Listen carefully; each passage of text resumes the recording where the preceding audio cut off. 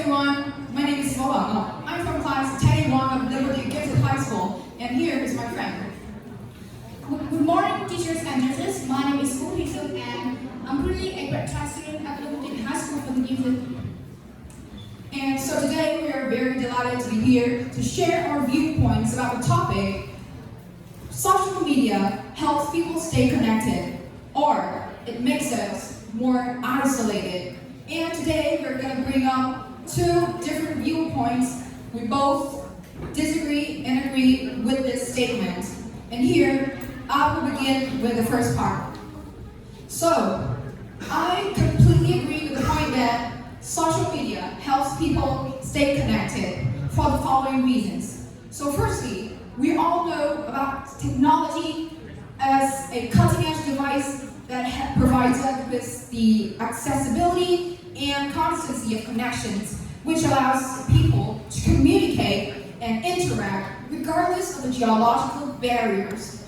The next point is that social media is a very cutting-edge platform where people create accounts and share their posts, share about their emotions, their feelings, and stay tuned on every single updates. For example, when people need emotional support, for example, their families hold funerals and feel sad and desperate, then they can seek for emotional advice from strangers, even complete strangers from the internet. So we can provide them with the timely support, they can pay readily condolences, and that can help boost a person's motivation and also make their life a little bit relief. And the next point I want to say is that social media is also a means of discussing and bonding between people in society, because there are many posts where there are hotly debated topics, like for example the tariffs imposing of Donald Trump, where people have different points of views.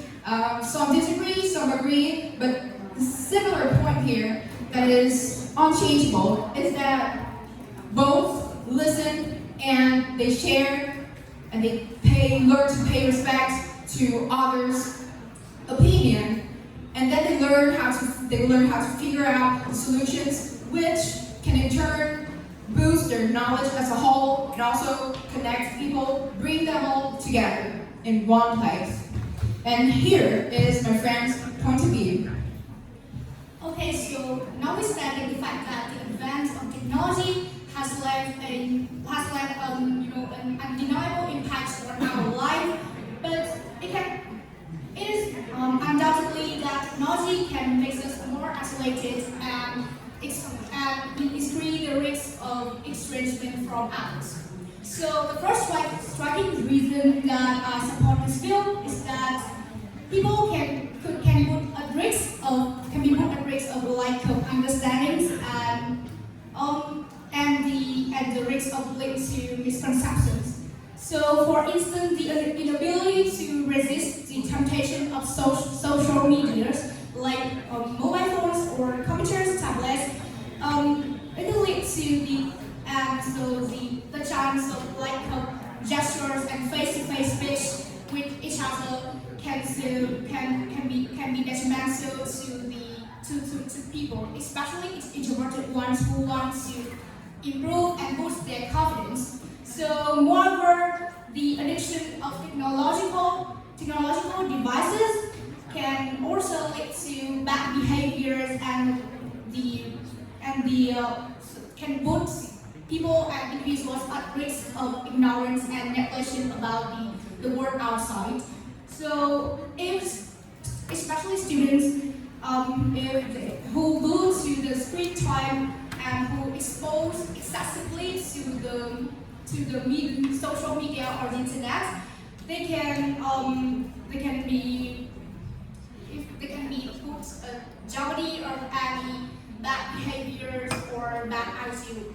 So, considering all the factors, I strongly support my view, but also But I also reflect on Ngok's viewpoint as well. So that's all from us today. Thanks for your time and attention. Hold up. I still have some viewpoints to make, actually. So, my viewpoint is that if people use technology, it is a very powerful tool that helps us to guide ourselves and develop comprehensively.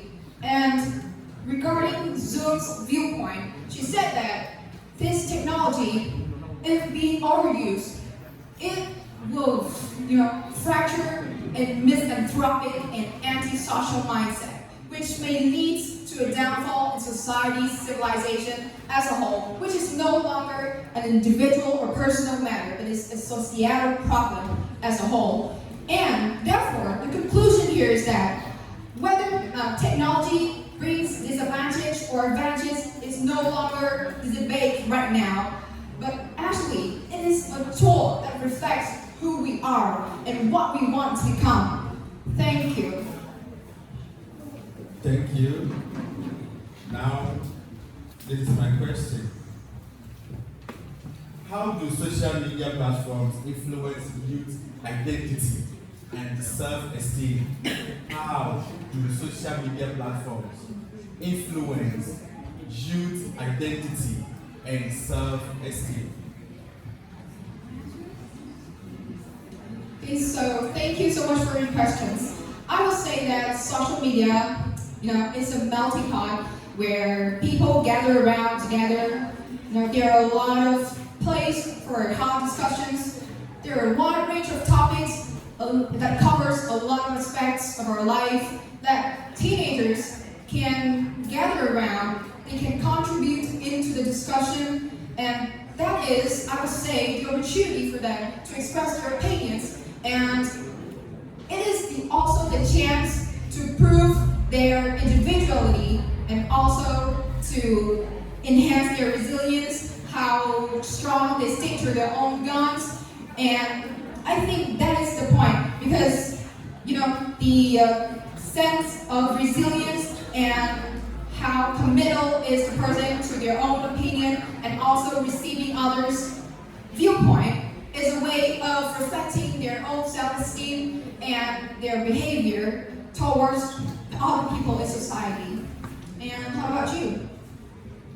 I strongly support your view as social media can has a undeniable impact and influence on youth, especially on our cultural identity, because it can reflect on our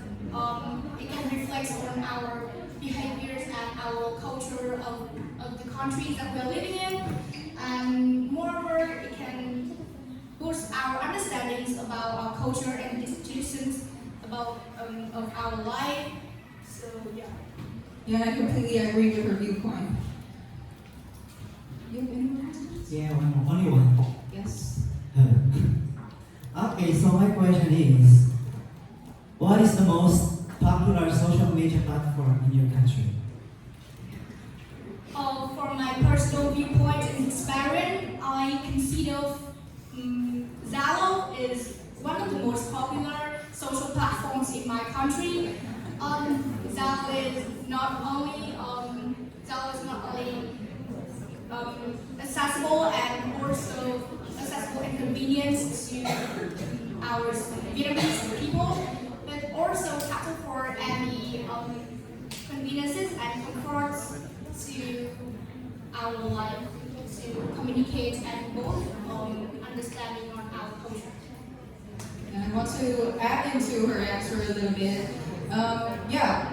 Inevitably, Zalo is a very convenient and very ready platform that most of students and teachers in school use to operate and exchange information.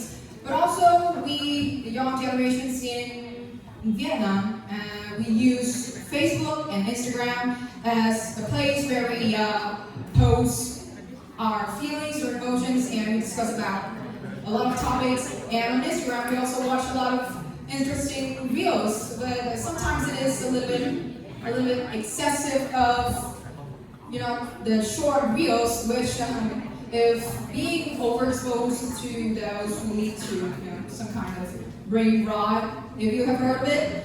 Yes, and yeah, so in the end, we think it's a very beneficial tool that we can embrace it in both our study and in our daily life for their own means of entertainment, but we try to limit the usage every day. That's all. Thank you for listening to our presentation.